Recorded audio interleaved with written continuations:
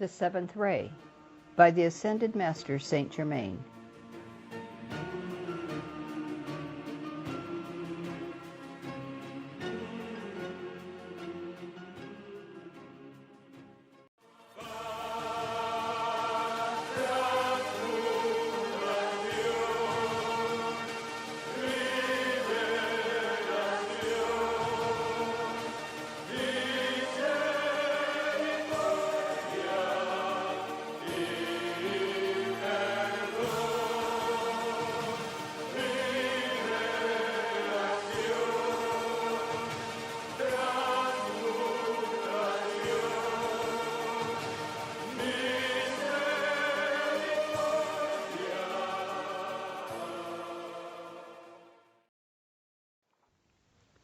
The Cosmic Wheel.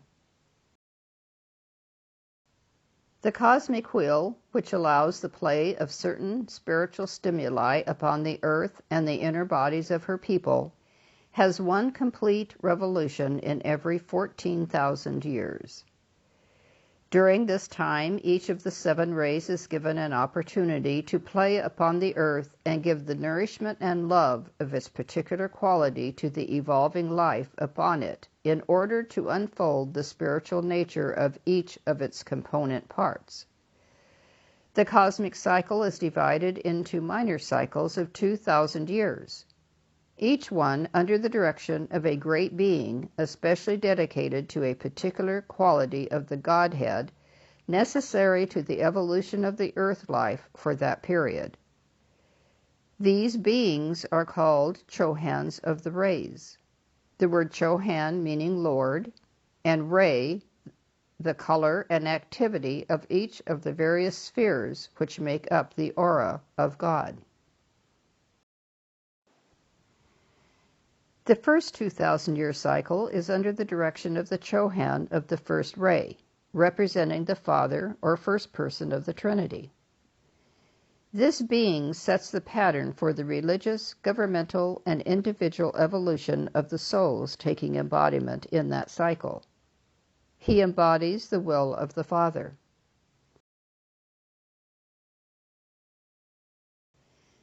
The second 2,000-year cycle is under the direction of the CHOHAN of the second ray, representative of the second person of the Trinity, the Son. His office is dedicated to the development of the qualities and precepts laid down by the will of the Father under the first ray.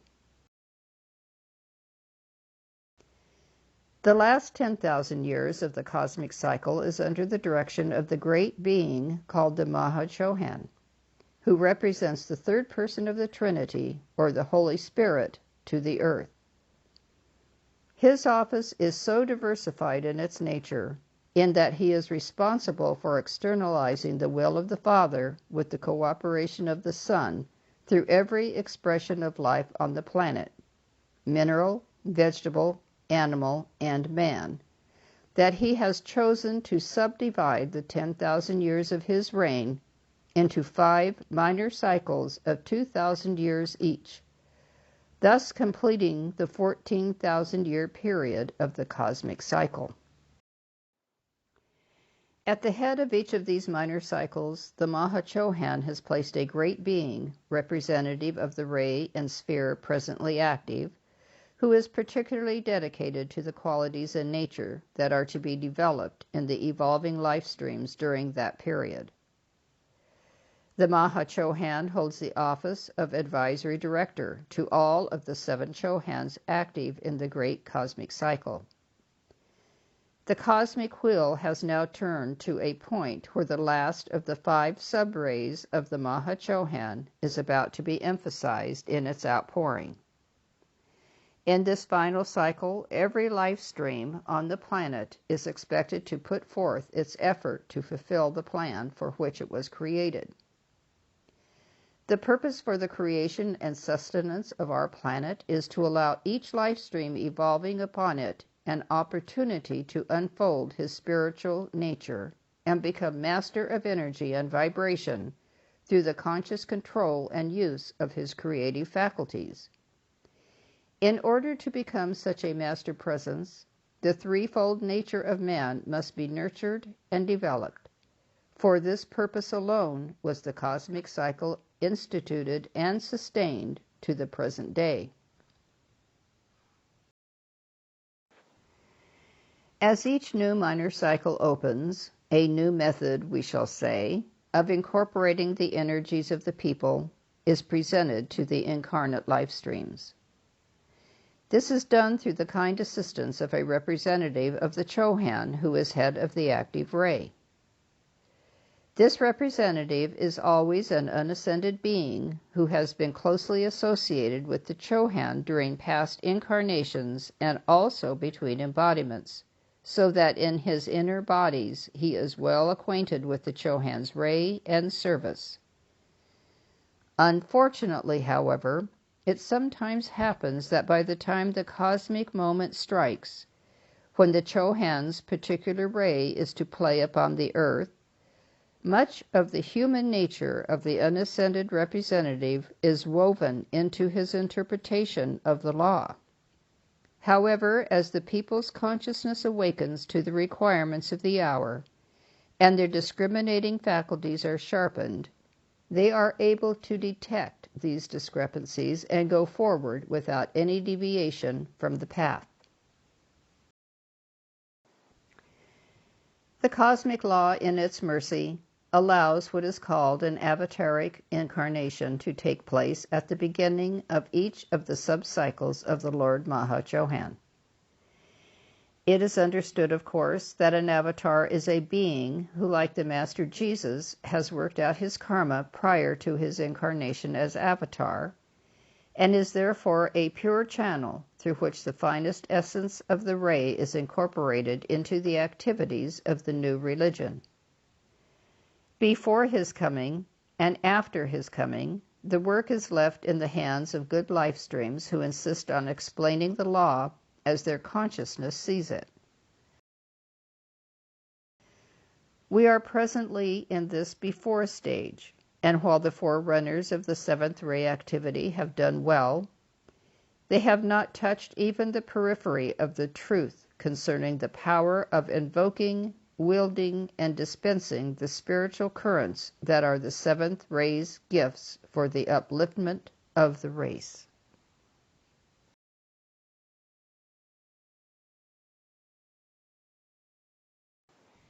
The activity.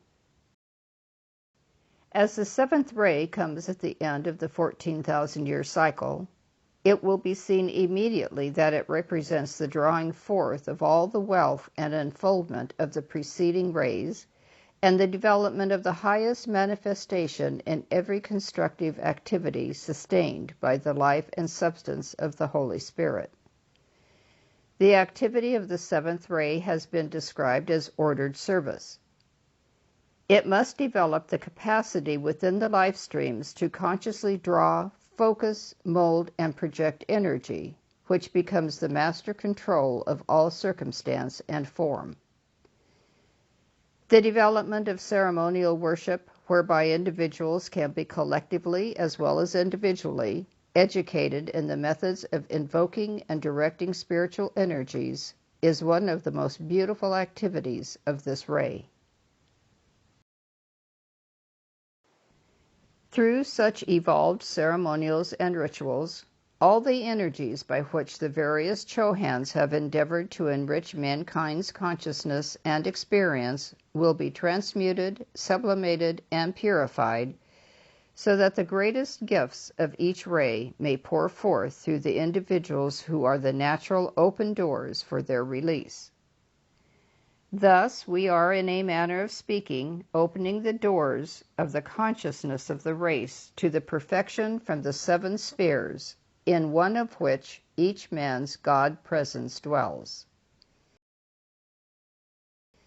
As the angelic and devic hosts and the elemental kingdoms deal with primal energies and are not so concerned with form, and as mankind deals primarily with form and seems apparently oblivious to the power within directed energies, it is expedient that the consciousness of angels, men, and elementals be drawn together consciously and blended into a cooperative endeavor to effect the perfect age of freedom. This is another facet of the establishment of the rituals which will form the worship of the masses in the future. In this hour, only those who have shared the vision of the full freedom which the seventh ray will bring to the earth have been able to incorporate their voluntary energies in the endeavor to set into motion this new era. But as we are enabled to design and execute the God pattern for such ceremonial worship, the mass of mankind will be drawn toward active participation in it, as the moth is drawn to the flame. I would like to touch lightly upon the methods that can be applied to the invocation of these subtle energies, so that the friends who have responded to my call may set them into motion through the strength of their own light and elaborate upon them through the prompting of their own inner inspiration. Energy becomes power through qualification. The primal electronic light substance of the universe is drawn into the atmosphere of Earth through the sun. It is concentrated through the CHOHAN and directed into the facets of nature under his direction. Through the CHOHANs of the rays, this same energy is dispensed as spiritual nourishment into the activities which engage such members of the human race as are participating in forwarding world progress on the rays 3 through 7. The angelic host and the devic kingdoms are natural conductors and directors of the vast seas of energy which form climactic conditions, etc. Man now comes to a point where he must be illumined as to the power within his own life stream to draw, focus, mold, and direct energies. This is the educational activity of the seventh ray. The energy of man that flows through his heart responds to his thought force, his feeling, and his qualifying power, as well as the passions and appetites of his bodies. Energy has been directed by God to obey the creative powers in man. The condition of the world today is the result of this blind obedience of energy to the untrained embryonic gods and goddesses which constitute mankind. Yet, on the other hand, in this very obedience of energy to act under man's direction is the hope of his redemption and freedom, for it requires but the training of man in the proper use of his invocative, creative, and directive powers to undo the mistakes of the past and to build anew according to the God design.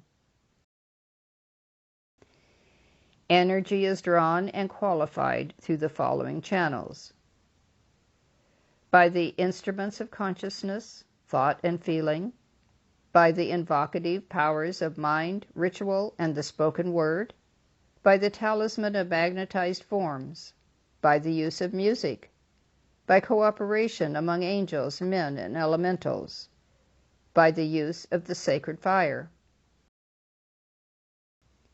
It is, of course, evident that in order to have beneficial results, the energy drawn through any of the above channels must be harmoniously qualified.